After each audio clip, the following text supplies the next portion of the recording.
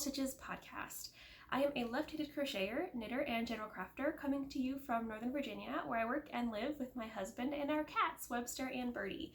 You can keep up with me on Instagram at NicoleSP Designs, on Pinterest at NSP Designs, and in my shop, nspdesigns.com, where I make and sell handmade project bags, notions pouches, and other fiber accessories, as well as original crochet patterns. If you are new, hi, welcome. I do hope that you decide to stay. If you're a return viewer, thank you so much for coming back. It has been a while since I posted a video. I think we're coming up on like a whole month since the last time I posted a video, which was only semi-intentional. I did Vlogmas. I did my own kind of different version of Vlogmas this year. I talked about it in a previous episode, but doing the typical style of Vlogmas where you vlog everything every day and do festive activities and stuff wasn't gonna happen this year because my husband was working from home most days of the week. I didn't want to disturb him or shove a camera in his face, and he's just not really like the vlogging type. And because of the current situation, going out and doing events and visiting like Christmas markets or going to visit the city or whatever, it was not safe or healthy or a good idea. So that wasn't happening. So it ended up being more like sporadic kind of installments, several days put together at a time. A lot of like montages of just cooking and crafting and various at-home festive activities. I meant to post a Christmas Eve video because I did record some things on Christmas Eve, but it ended up being that I actually didn't record as much as I thought I would, and so I just didn't have very much, and then I didn't record anything on Christmas Day, and so I just ended up not making a final video because there just wasn't much. There was like a little bit of the usual stuff of me getting up, having my coffee, saying hi to the cats, and then we did cook a Christmas Eve dinner that was really fun and tasty. I can talk about that later, but otherwise it was kind of like every other day. For Vlogmas, I actually ended up doing a lot cooking for a big chunk of the day. So it just ended up being not that much footage, and then I didn't do anything on Christmas Day to record. So I just didn't end up really having anything to put into like a final Christmas Vlogmas video. So Vlogmas kind of ended unceremoniously with my last installment, but that's fine. It was just meant to be a casual thing for my own enjoyment anyway, not that big a deal. And then I kind of just didn't post anything else for like a month. That was not totally intentional though. Like I said, I actually recorded a podcast episode in like a day or two ahead of Christmas, and I don't know what happened to the footage. I don't know what, it just was just gone. Like I recorded the video and I thought I had moved it onto my computer. Like I could swear I remember moving it onto my computer. And then I was ready to like edit it. I sat down, I was like, all right, I'm gonna edit this podcast and get that uploaded. It'll be like the last thing I do for the year. And it was gone. Like the clips were not on my computer anywhere that I could find, and they weren't on my phone anymore. Which would indicate to me that I had taken them off my phone and put them on my computer, because that's how I get them off my phone.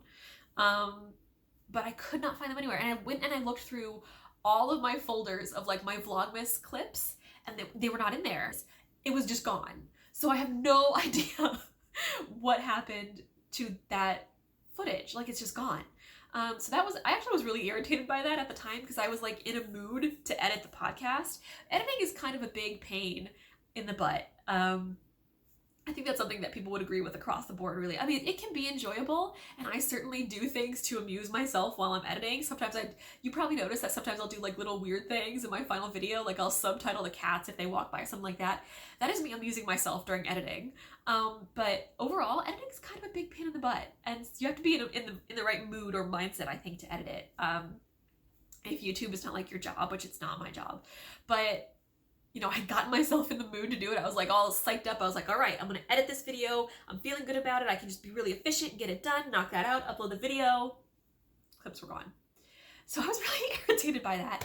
And then, you know, it was the holidays. I had planned that, you know, when Vlogmas was done and I had my last podcast all edited, I was gonna like take it slow, and I kind of liked my new every other week rotation that I had gotten on, so I just wanted to take a little break. So it was not intended that I would take this long a break. I have recorded an episode, and it just, I don't know where it went. It's literally just gone. And then it is now 2021. And, you know, like many other people, my year has not started off well. I made a post about this on Instagram that I had felt hesitant about. Lots of us were putting a lot of pressure on 2021, I think, to turn it around, you know, because 2020 was what it was. And so all of us were like, come on, 2021, just get here. It's going to be fine. We're going to do great. And I never really let myself dive into that mindset of like 2021 is going to turn things around and everything's going to be different, because I just didn't really think that that was a healthy attitude. I think if we put all that pressure on it after the year that we all just had, we were setting ourselves up for continued like anguish when things did not go our way. And I'll be honest, my year so far has not been great. Aside from the whole situation with the fascist white supremacist coup attempt. Even before that, I was having, you know, some personal stuff was going on that it was not a good start to the year. Everything is fine now. Everyone is fine. But it was just not a great start to the year for me personally.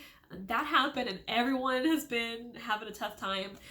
And so, you know, I just needed a little more time to, for like a break from this stuff. I was not in the mood to edit, not in the mood to really record and be like present on camera or whatever. Just hasn't been the best time. But I do have a lot of stuff to share, and this morning I did want to post a video soon. And this morning I finally was like, I'm in the mood, I can get this done. Let's just do it. And honestly, I told myself that at the end, if I didn't like my video and I felt like I could do it better another time or something like that, that I just wasn't going to post it. So if this is posted, that's because I actually felt like it was a decent video and I got in the mood to edit and, you know, things went along. But that's where we are. I didn't mean to take a break that was this long from the channel, but I have, and I'm not sad or mad that I did. I think it was a good idea. Considering everything, I needed the time, and that's okay. My thing for the 2020 run, rather than setting up these huge expectations that it's going to be this fabulous year where everything's going to be fixed and I'm going to go and do all the things I didn't get to do last year, I'm trying to take it slow and take it as a year where I am just nice to myself. And I try to be nice to other people, and I try to be, you know, careful and rational and keep expectations very measured, and we're just gonna see how it goes. That's my choice of like my approach for the year, is to just be nice to myself. That I think is a really big one after last year. I think that this year we need to be really realistic in our expectations for ourselves and each other. We have been through a lot. We are not out of the woods yet. And I think that we need to be realistic and kind to ourselves and kind to other people and considerate. I know we're all sick of a lot of what's going on right now. We're feeling real done with it and over it, but I just beg you to please continue to be thoughtful and considerate and responsible and respectful, because we're not done yet, okay? I know it sucks that we're not done, but we're not done. Please just be kind. So that is my intro spiel. Hi, I'm 10 minutes into recording and I haven't talked about a thing yet that has anything to do with what this podcast is. I do have finished objects to tell you about. I actually have 3 finished objects to share. So one of them I'm wearing, and then one of them you never even saw, and it's already a finished object. That's how much of a break I took. So I'm going to jump into things. So I have those finished objects, and then I have some new starts, and then I have some progress on something you've seen before. I have a little bit of stash to share with you. I got some stash related things for Christmas. And so I'm just gonna get rolling. All right, so I will start with the first finished object, like chronologically, I think, that you would know about, which is this sweater. This is my Ramona pullover by Elizabeth Smith Knits. It's a little bit wrinkled because it was sitting on top of a pile of things that need to get hung up. But actually it's not getting hung up yet. But here it is. Here's the waistband. You can see the little side seam detail. I need to fix this. And then the cuffs also have this detail here. But So this is not getting put away right now. It is actually going to get, I have to fix this armhole here. It's really gapey. I don't know what happened there. But as you saw when I showed you the cuff, these sleeves are far too long. They grew in blocking. I knit this in KnitPicks Stroll Fingering, and in the color Rhapsody. It's a beautiful color. It's like a cornflower blue. It's very vivid. And this is a bulky gauge pattern, so I actually held 3 strands of it together the whole time to knit this. And I really love how this turned out. It is so comfy. Stroll Fingering weight yarn. I have used it before for 2 sweaters. One of them was the Baldelia by Marie-Amélie Design. If you've been with me for quite a while, I think I knit that in 2019. It's the sweater that I knit that had like, it was mostly stockinette, but it had these like ribbed details at the armpit, and I did it in big color block stripes of color where I held 1 strand of color and then 1 strand of white together the whole time. So it's kind of like marled, but color block stripes. I love that sweater. It is like big and is oversized and like comfy, but it's not unflattering. I love it. But anyway, so I knit that, and then my Mellow Kitty, which is a cropped like colorwork tee type sweater that I knit last year, that I also knit in Stroll. But it's a really nice yarn. I love that yarn. It is really soft. It blocks really nicely. It feels like this is 3 strands of yarn held together. It doesn't feel bulky and heavy. Like it doesn't feel like I'm wearing so much yarn. It's really lightweight and like breezy, I guess you could say. And it comes in a billion colors, and it's really affordable. So that is something that I really recommend if you are looking for like a budget yarn that's nice and soft to wear like next to skin. It would be great for baby stuff because it's so soft. I think it's superwash. I'm not totally positive. I think it's superwash, which would mean that it could be machine washed. But don't quote me on that. Double check me. I think it is though. But where was I going with that?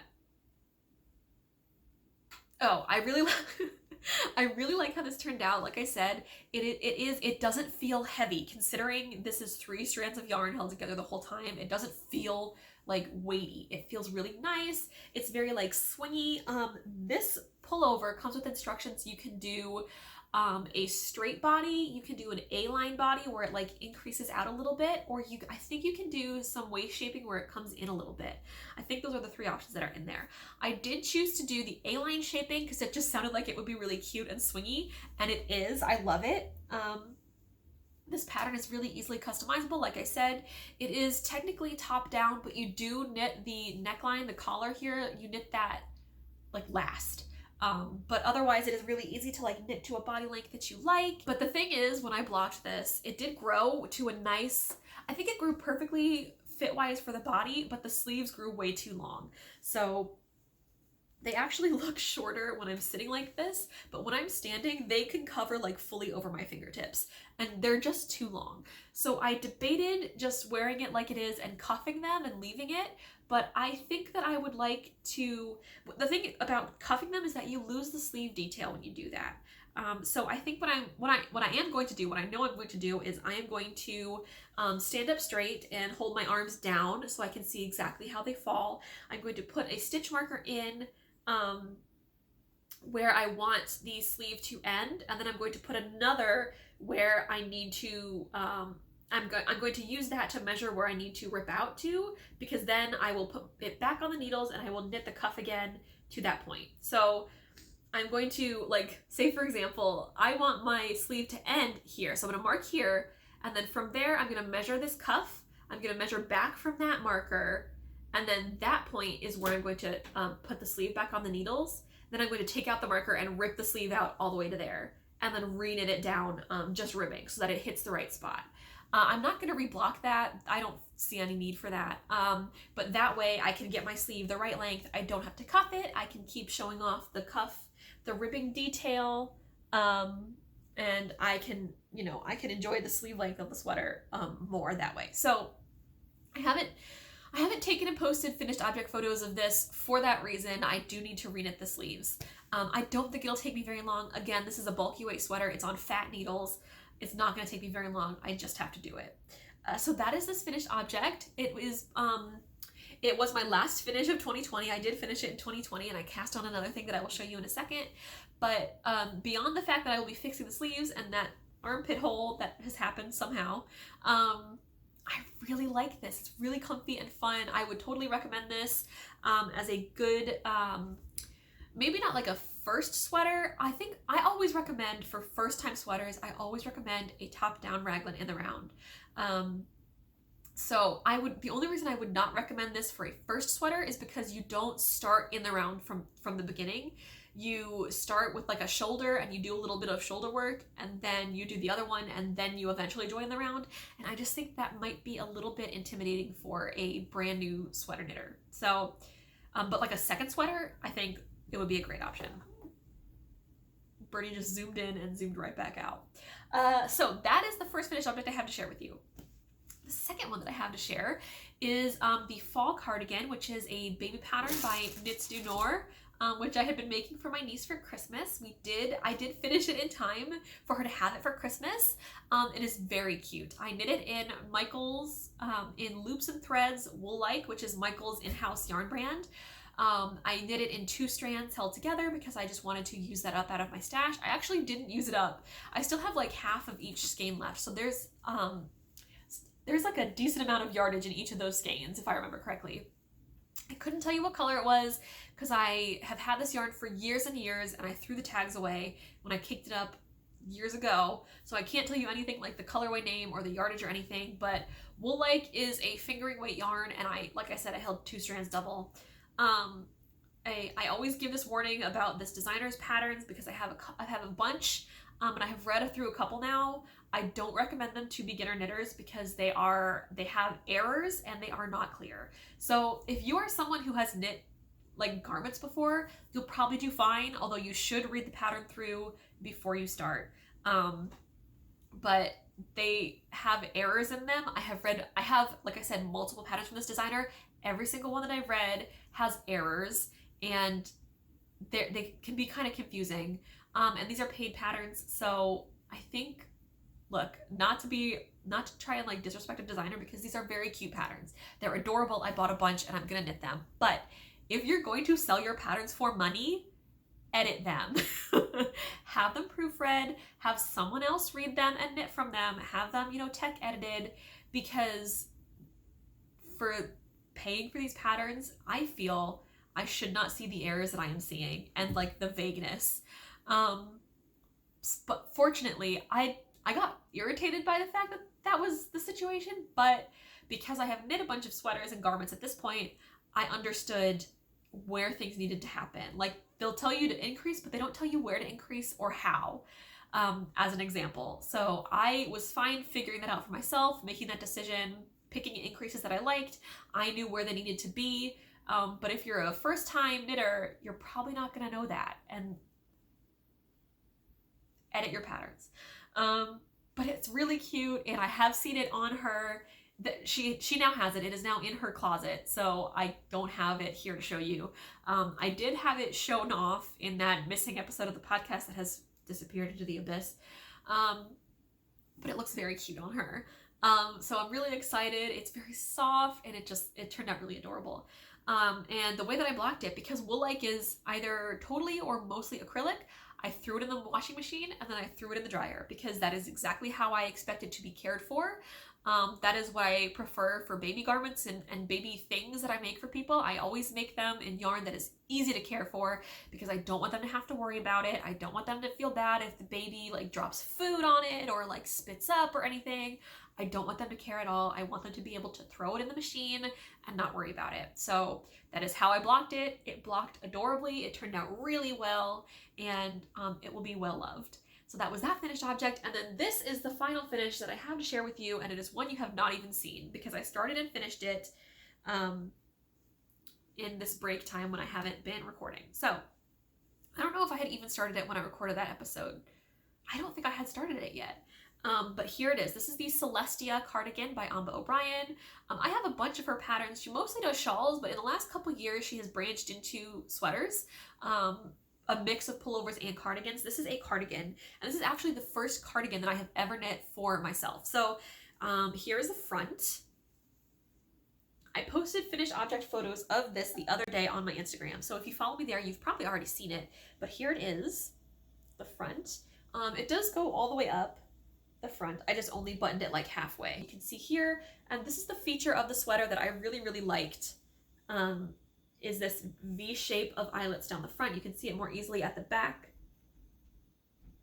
Yeah, and then it goes down the sleeves as well. Let me shake this out like that. So this is something that drew me. What's it look weird there? Oh, I have to fix that. I have an extra yarn over in there. I just have to stitch that closed. But anyway, here's the good sleeve where I didn't mess up. Let me show you this one instead. Here we go. Pretend like you didn't see the other sleeve. This is what drew me to this cardigan, was this shape of the like V shape of eyelets down the front and the back and the sides. I just thought that was really cool, and like the cardigan is very simple otherwise, but just that very straightforward like eyelet detail made it so interesting, I thought. I do believe I'm buttoning the buttons here so I can show you the front better. That's why I'm looking down. I think that she has a pullover version in testing. So if you're not a cardigan person but you really like this and you're wondering, can I convert it into a pullover? Don't you worry, because I think a pullover is indeed coming. I've almost got it buttoned up here. Now I can show you much more easily the front. Yeah, there you go. So here it is. I have wanted to knit more cardigans. Cardigans are, I think, I love my sweaters and I love to wear them because I'm cold a lot. So I wear them a lot. Not so much this past year because I haven't had anywhere to go, but I've tried to like find excuses to wear them even so. Just because I want to get enjoyment out of my knitwear, even if I don't have specific, things to go do. But cardigans are even more versatile for me because I can throw a cardigan over a t-shirt when I'm just lounging around. I can throw a cardigan over a dress if I've suddenly found myself in a dress during this period of not leaving my apartment. So they're just, I think, even more versatile. No hate to pullovers. Obviously, I love them, but cardigan, you can't go wrong. And I loved knitting this. It was so fun. I knit this in KnitPicks Stroll Fingering in 2 strands held together of the colorway Buoy, which you can see is a very bright color. It is like, this might read mostly red on camera, but it's actually quite orange as well. It's like smack in the middle between red and orange, and it's really, really bright. I love it. I know this color would not be for everyone. It's not going to be everyone's cup of tea. It's not even going to look good on everyone. But you know what? Looks great on me. So this is some stash that I had for a while. I think I got actually these 2 colors at the same time. They were like newer additions to the lineup of Stroll colorways, I think. I think they showed up in early 2020, and I saw them both, couldn't decide, so I grabbed some of each, and they had just been sitting in my stash forever. And so I wanted to use them for something. So I pulled Rhapsody for this, and then I used Buoy for this. And I really love it. This fits me, it comes like to my natural waist, which is quite high. So I think it's gonna look good with like a lot of high-waisted jeans, which are basically the only kind of jeans that I wear anymore. And like dresses and stuff. I think I will, theoretically get a lot of wear out of this. Oh, and the buttons I wanted to talk about as well. So these are the buttons. I went with a tortoise shell looking button. And these I got from an Etsy shop called Counted and Curated, which is a shop run by a YouTuber. Her name is Angela Clayton. I've been watching her for years. She does a lot of historical sewing. She is, first of all, absolutely adorable. And she does a lot of historical sewing. She kind of runs the gamut in terms of time period. She's done everything from like way back, I think in like the 1600s, she's done a couple dress like gowns. She'll do the 1800s, she'll do the 1940s, like she does a whole range of stuff, kind of like whatever strikes her, which is really cool. And she's just really a fun personality. I think she's very sweet. She's very open about, like she deals with some mental health things like anxiety and stuff, which really resonates with me because girl, same. And she's really open about that, which I think is really important. Her sewing room is like an adorable pastel fantasy. She's just so cute. And so she has started buying lots, like bundles of vintage patterns, sewing patterns, and vintage buttons off of eBay. And I think just other sources as well, like if she's ever been thrifting or whatever and she finds them, I think she picks them up there too. But then she sorts them out It classifies them and she's like, all right, I want to keep these, I want to get rid of these. And the ones that she doesn't want to keep, she puts up in this Etsy shop called Counted and Curated. And so I got really excited when she announced this because I like old things. I grew up, you know, my mom and I would, anytime we drove past a garage sale or an antique store, we would stop and look around. It's just like been a part of my life for such a long time. A whole bunch of the stuff in my mom's house is stuff that we found at antique stores or garage sales, just like, and we have a lot of like stuff as well that has been in our family, and it's just like weird old stuff. And I just love it. So the idea of using vintage buttons for my projects really like struck me as really fun and exciting. And so I have bought a few lots of vintage buttons from her, and this is some of them. I think they look great on this sweater. Almost gives me a little bit of a Mr. Rogers vibe. I feel like, I know that a lot of his sweaters actually zipped up, but it kind of gives me a Mr. Rogers vibe, you know? Call me Mr. Rogers. Obviously, I am the same. But yeah, so I now have a bunch of vintage buttons. I have them all sorted out together by color, obviously, because if you didn't sort your buttons by color, how could you sleep at night? And I want to use them for my projects, because why buy new mass-produced buttons when you could buy these buttons that already exist and maybe have a little bit of history to them? So that is my Celestia cardigan. And that is all of the finished objects that I have to share with you today. And now I can get into my works in progress. So I'm gonna kind of veer off to the side here to crochet to show you one work in progress that you have seen before. And this is the Choo blanket by Susan Lowman. It is a blanket from a book of blanket patterns. I think it is called the Big Book of Crochet Afghans. I think it is published by Annie's Crochet, which is like they put out a ton of like crochet books and kits and stuff. I think you can find in your craft store, Joanne Michaels. I've had the book for a really long time, so I don't know if it's still available anywhere, but that is where I got it from. And here's my progress so far. Now, there is a stitch marker here, but I don't know if this is from the last time you actually saw it, or if I moved it when I recorded that episode that is gone. So, but this is my progress so far. So this is meant to be a blanket with a train on one end, a railroad track in the middle, and then the trains on the other end, like facing the opposite way. And then you also make a toy version of each of these trains. Super cute. You're supposed to crochet just a big white blanket and then cross stitch this stuff on top. I was not about that at all. So I did basically crochet intarsia to do it all at once. But I decided not to do that for the middle part with the railroad track, because just based on the design of how that track is supposed to look, that was going to be really tedious. So I am going to cross stitch that on at the end. Right now, therefore, I am currently just stitching back and forth rows and rows of white single crochet, and when I have stitched the correct number, I will do the trains again to finish it off, and then I will go back and cross stitch over top the railroad track, and then I will make the toys. This is a gift for my friends. They had a son in 2020. He is the cutest. He's so cute. And it is for him. I will send it to them when it is done. I intended for it to be a Christmas gift, and this is the situation. So clearly, you know, best laid plans. But it's fine. They know that something is coming. They don't know what it is. And they know that I've intended it to be for Christmas, and then it didn't happen. But they're just excited to see what it is, and they'll just be, you know, they'll be happy to have it when it comes. All of the people that I make for are lovely people who really appreciate the time and effort and expense that goes into handmade stuff like this. So they're definitely make worthy. So that is that work in progress that you have seen before. And now for some works in progress you have never seen. First, I will share with you this shawl, which was kind of an impulsive cast on, but it's actually a pattern that I've liked for a really long time.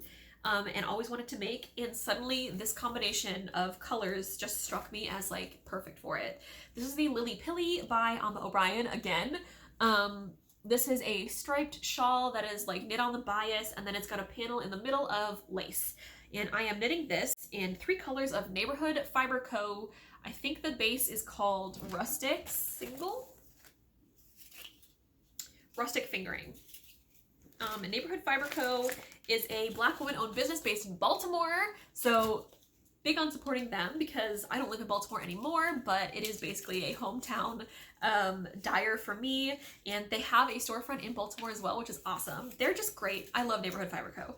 And I'm all about supporting Black-owned businesses and women-owned businesses, so perfect. So I'm using 3 colors of this, but I'm only knitting between 2 right now, and those colors are David Hess, which is this gray color. There are tiny flecks of other colors throughout this, but it's mostly this gray. And then Sandy Point, which is this beautiful, beautiful yarn here. All of the Neighborhood Fiber Co. colors are named after Baltimore things, largely like neighborhoods of Baltimore or like streets or things, but they also have done like a series on artists, which I think is what David Hess is. And then, so I'm striping these 2 colors together. Let me hold them up for you here. Pop that there. So these are the 2 colors that I'm using for my stripes. Like I said, here they are together in the cakes. And then I will hold the work up for you so you can, so you can take a look. No, I am not mid-row. Look at me, growth. So here's what it looks like so far. I really like how it's striping together with like the tonal, the variegated color, and then the solid. I really like the effect that is giving. I think it's super cool. And then for the middle panel of lace, I will be using this color here, this pink, peachy pink, which is, I don't remember what it's called. Cross Street Market. I distinctly remember the day that I bought this yarn last year because I had had a really bad day. I was really mad and just frustrated, and we were in the plague, but it was kind of early days, and I remember we had to cancel some trip or something. That was not why I was mad, but it just coincided at the same time. And so I had a little bit of money that had been set aside for that came back my way. And I was like, you know what? I'm mad. I got this little bit of surprise extra cash. Let me do something like good that makes me feel good with it. Let me buy some yarn. And I have been drooling over Neighborhood Fiber Co. yarn forever. I only had like 2 skeins in my stash at the time, and I was like, I'm gonna go shop from Neighborhood Fiber Co. Screw it. Because I think that they had just put this base on sale because they were switching it out for a different base for the same line, like Rustic Fingering was going to become a different base. So I hopped on their website and I bought some skeins. Originally I bought these with the intent to knit a different thing, and I just wasn't feeling that pattern for them anymore. So they have been caked up, sitting together in a project bag for the longest time, just waiting for me to find the right thing for them. And the other day I had some needles cleared and I was like, you know what, let me cast on like a shawl or a wrap. I kind of feel like knitting a shawl, but I want something that'll be easy knitting that I don't super have to look at, I don't have to pay close attention to, because something else that I'm knitting I do have to be looking at a lot. I'll show you in a second, but I wanted something that was going to be basically just knit along and that's it. So I started looking through my patterns of 3 color shawls and wraps and looking for something that struck me, that I thought these would look good together in and would be nice and simple, and the Lilli Pilli wrap came up because those stripes are just back and forth stripes of garter stitch. It is like you can't get any easier than that. And the Lilli Pilli is actually a shawl. It's a pattern that I purchased when I was like first really getting into knitting a few years ago, and it's been something that I've wanted to make this whole time. And it's just been something like I never really felt in the mood to cast it on. I like really liked it and wanted to make it, but I was never in the mood for it. And I saw it. It was a 3 color shawl. It looked so simple, and I was like, you know what? This is my time. This is the moment. This is it. And so I cast it on. I looked at the 3 colors together. I imagined like what order I would put them in for the stripes, and yeah, this was it. This was the moment. So I cast on, and it's great. It lives in this project bag. This is a fabric that I do not sell in the shop. I don't sell licensed fabrics in my shop. Technically, it's fine to do that, but Disney particularly will go after you in a heartbeat if they find you selling things made of licensed fabrics. So I just stay away from it. But I did have a little bit of this fabric that I've used here and there for personal projects. I made myself this project bag a long time ago, and this is the bag that it lives in. So sorry, not available from me, but that's the story of that bag. And the last work in progress that I have to show you is my latest garment knit. It is another cardigan. This is the Bee's Knees by Thea Colman, or Baby Cocktails. All of Thea's patterns are, or almost all of them, are named after cocktails, and I believe that she releases like recipes with some or all of them, because I think that when she released this, she posted a recipe for a cocktail called the Bee's Knees. I might be making that up, but I think she did. But this is a really beautiful, not like intricate, but detailed, let's say, cardigan pattern that I have admired since it came out. And I've loved it, but it seemed a little intimidating, but I really, really wanted it. And I just decided that I was feeling it. And here's my progress so far. So it is a bottom-up cardigan. So I've started down here with the ribbing and worked my way up.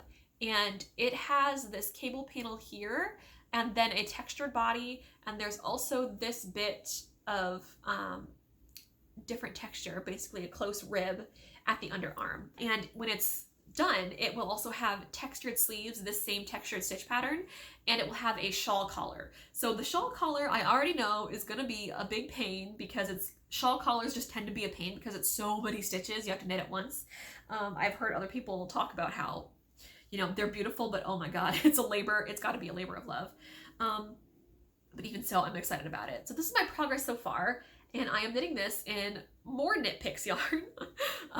This is KnitPicks City Tweed in their Aran weights, or heavy worsted. They make this in a few weights. I think they make it in Aran heavy worsted or sport. No, DK. Aran heavy worsted or DK. This is their City Tweed base, and it is 55% merino wool, 25% superfine alpaca, and 20% Donegal tweed. It is so soft. It is lovely to work with. It is an absolute pleasure to work with. It is a little pricey, but, oh, I'm sorry, and the color I'm making it in is lemon curd. So it is a little bit pricey. It is usually outside of my price range for a sweater quantity, but what I do is every once in a while, if I'm placing an order from KnitPicks and I have what I need in my cart, but I want to hit that shipping minimum, because you know that's how they get you, I will, you know, toss a ball in. So I have some in my stash from just doing that over time, but several of my family members gifted me KnitPicks gift cards for Christmas. And it just so happened that right after Christmas, KnitPicks had a luxury yarn sale where their kind of fancier blends and more expensive yarns went on sale at great prices. City Tweed was among them. And so with the forces of that sale and my gift cards combined, I got myself a couple sweater quantities of City Tweed. I grabbed myself a quantity of this specifically for this pattern, and I also got a quantity of City Tweed DK in this color Cobalt, which is this blue that I've admired for a really long time. So thank you so much to my loved ones who gave me those gift cards, who permitted me to be able to make that purchase. And of course, thank you to KnitPicks, not a sponsor, just a fan, but if you want to sponsor me, you know where to find me. So here's the progress so far. So like I said, it's a lot. It's this cable here, this textured area, I will hold it close so you can see it, and then this bit at the side, and then this is the back. So this is the most detailed knit I've ever done. I've never done this much like detail before, and it does require me to pay attention. I've done cables before, but this cable pattern is a little bit complex. It's got a lot of rows, and I am so bad at envisioning cables from a chart. I can follow the chart, but it is so hard for me to envision what that means for like where the stitches are going. So I do have to pay attention. I have my pattern in a little plastic page protector, which is how I keep my patterns. I prefer to work off of a paper pattern. And then what I do is I have the chart like exposed. I have it on the back so I can flip to it and look. And I take a piece of washi tape and I use it to mark the line of the chart that I am. And so as I move along, I just peel off the tape and bump it upward. So that has helped me a lot. But it is something that I do have to pay attention to. So this is not knitting that I can do while I'm also watching something that I have to pay attention to, because I just can't do both or I'll mess up. Shockingly, I have messed up once, but it was, well, I've messed up a couple times, but they were all like very small isolated mistakes, which is surprising to me because I would think that I would mess up like big time and have to do a lot of like dropping down or frogging or something to fix it. So I'm proud of myself so far. Of course, now that I've said this, I am absolutely going to mess up in a big way, not before too long, but this is the progress so far. So I'm almost getting to the point where I am going to divide for the back and the front to create the armhole. And I'm just really enjoying it. I have mostly been working on this because yes, it is complex and it needs my attention, but I love it. And I'm so excited to have this cardigan. It is gonna be like a little bit oversized, cozy, comfy, like obviously textured, plus the tweed adds so much to it. I'm just really excited about it. And that is my, my last work in progress that I have to share with you. I do also have a little bit of stash enhancement to share with you. Several members of my family, like I said, gave me KnitPicks gift cards, which led to some stash additions, but also Adam gave me yarn for Christmas because I told him to. He was looking for gifts to get me. He didn't know what to do. And so I sent him links immediately and was like, this is what you do. So he got me some yarn from one of my favorite dyers and the most lovely of people, Lou of Old Rusted Chair. And I sent him instructions. I told him how many skeins of this colorway to get me in either fingering or DK. I was like, you can get me this many fingering or this many DK and I'll be a happy camper because then I can make a sweater or something out of them. He got me both weights because he is ridiculous. So, so I now have 3 skeins each of the same colorway on Lou's sock base, which is fingering weight, and Lou's DK base. So I'm really excited about that because I think these are all going to become sweaters, but different kinds of sweaters, obviously, different styles. I do have one in mind already for the fingering weight base, but let me hold it up here for you so you can see it. This is the colorway Horizon. So I have 3 skeins here. I love this colorway. It is beautiful and so interesting. It's like colorful without being colorful, you know, and I really like that. So this I do have something in mind for already. I have my eye on a sweater pattern. It is color work, and I do have the other, like the contrast color picked out, I think. So that is in the works. You might be seeing that soonish, I don't know. And then this is the colorway on the DK base. So this is her Squish DK base. It is 100% superwash merino. Let me tell you, the sock base is 2-ply fingering, 80% superwash merino and 20% nylon. This is 400 yards per skein for her sock base, and this is 231 yards per skein for her squish base. And again, this is the same color. It is Horizon. So you can see it on these DK skeins as well. So I don't know exactly what I will do with these yet. With 3 skeins of DK, I don't think I have enough to do a sweater with just these. So it might need to be paired with, it might need to be also color work or something like that, or paired with a contrasting color for like a contrasting collar and cuffs or something like that. That might be fun. Or I might need to do like, I don't quite know what I'm gonna do with these yet, but I'm so excited that I ended up with 2. Like I did not tell him and, I told him or, and he chose to do and. Bless him. So that is some stash enhancement that I had for Christmas that I wanted to share with you. I did want to share with you about Lou's shop. Lou is an absolute gem. She is hilarious on Instagram. She provides great content every day. She's fun to talk to. She's a huge advocate for reproductive rights, which is something that is really important to me. She donates money to fantastic causes. She lives in Nashville, which has been struck recently by like several major events. And she really cares about her community. So Lou is a wonderful person. Definitely go check out Old Rusted Chair. She has great colorways. I have a decent little bit of stash from Old Rusted Chair at this point, and they're all absolutely fantastic colors. I actually have some more here right next to me. This is her colorway Hipster Scum. Bernie has gotten to this skein of yarn, which is why it's a little untidy, but this is her Tweed sock base, which is another 2-ply fingering, 85% superwash merino and 15% nep, which would be the tweeds. 438 yards per skein. This is Hipster Scum. And then I also have in this bin, let me see here. I have a bin here that you just can't see it off camera. This is Panic in Detroit. I'm not sure, the tag is gone. I'm not sure what base this is. It might also be her sock base, but this is Panic in Detroit. I have a couple skeins of this. I also have some of her other colorways. She's just a fantastic dyer. Her colorways are so cool, and she's hysterical. She's so funny. So yes, check out Old Rusted Chair. Also check out Neighborhood Fiber Co. Again, phenomenal shop, fantastic colors, awesome bases, again, really great advocates. They do a lot for empowerment of, you know, Black and brown community members specifically, or especially. They do a lot of advocacy for like voting rights and stuff. Both, all amazing dyers to support. And that's gonna be all of my knitting content, I think. Oh, I'll share with you my my make plans for the year. So we're into January by now, and I did share this on Instagram already, but I'll share it with you here as well in case you haven't seen it. I have made my Make 9 plans for 2021, and the plan is to not make 9.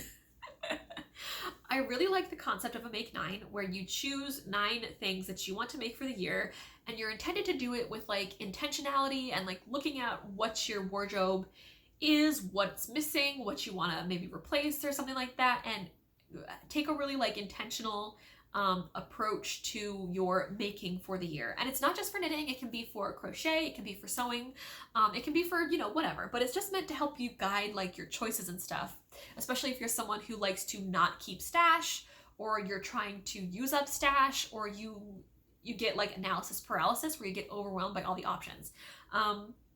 So I have made myself one, but it is not the Make 9 where you pick 9 specific things and you try to make them. I have done that in the past and it just hasn't panned out. I stuck to mine about 60%, I would say, last year, and then I totally veered off. So this year I decided, instead of creating specific plans where I commit myself to certain patterns, what I'm going to do is I made myself, I'm calling it like a bingo board, and it is just a panel of I think 16 options that I'm going to use to guide my choices for the year. That way, instead of looking at a specific pattern halfway through the year and being like, I don't really want this anymore, or I want to make this other, I like this, but I want to make this other thing more than I want to make this now. I can say, I can use whatever I want. So if some new pattern comes out during the year, I can still knit it if I feel like it, because it's going to fit one of my prompts. And I posted it on Instagram. I'll pop a picture of it in here so you can take a look. For me personally, this is going to be applicable to garments only. I am going to make other things. I've been making a lot of baby projects for all the babies who have been coming in my life lately, from loved ones and family. I'm still going to be making the occasional things like shawls or maybe hats or mitts and stuff like that. But the thing that I love to make most is I love to knit garments. And so this for me is to guide my garment making decisions. That doesn't have to be the case for you. I intentionally kept it really vague so it could apply to pretty much anything you want it to. You can use a shawl for any of these prompts or mitts or whatever. I shared this on Instagram and people really loved it, which thank you so much. But also people asked for more. I offered like, you know, do you want me to swap out some ideas and make another one?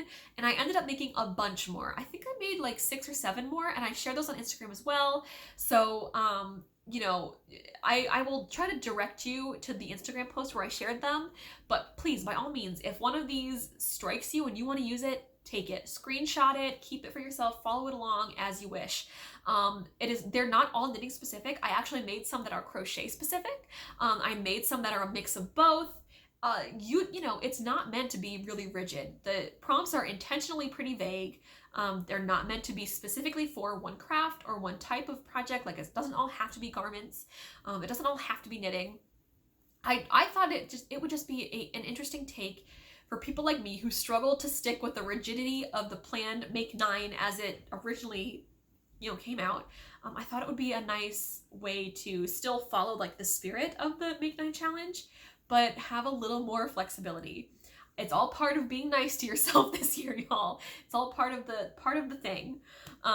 So I thought I would share that in case you're interested. I will, again, you can find the posts on my Instagram if you are looking to see the other like bingo card options that I made, so you can screenshot one. They're on Instagram. Feel free, or make your own. I don't care. Like, this is not, also, I take no credit for this like idea of making a card like that.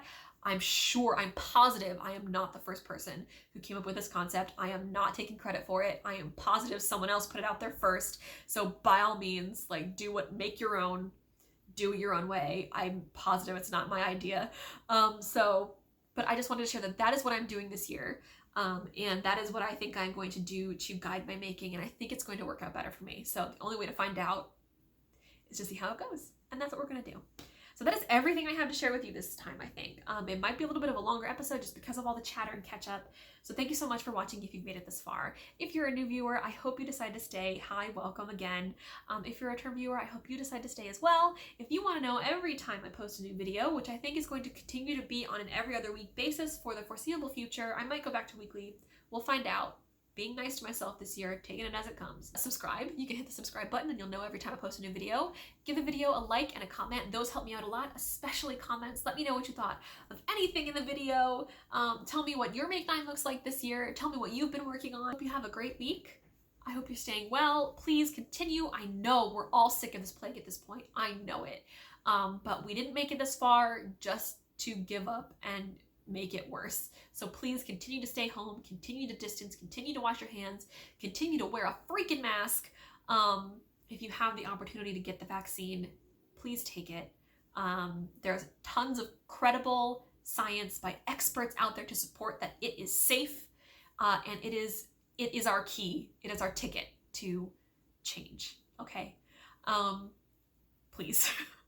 Stay home, wash your hands, wear a mask. If you can get the vaccine, please do so. Please know that you're not alone. I know this is a hard and scary and frustrating time for a lot of us. You're not alone. People out here care about you. I'm staying home and wearing a mask and washing my hands because I care about you. And so please know you're not by yourself. Someone out there is thinking of you and loves you.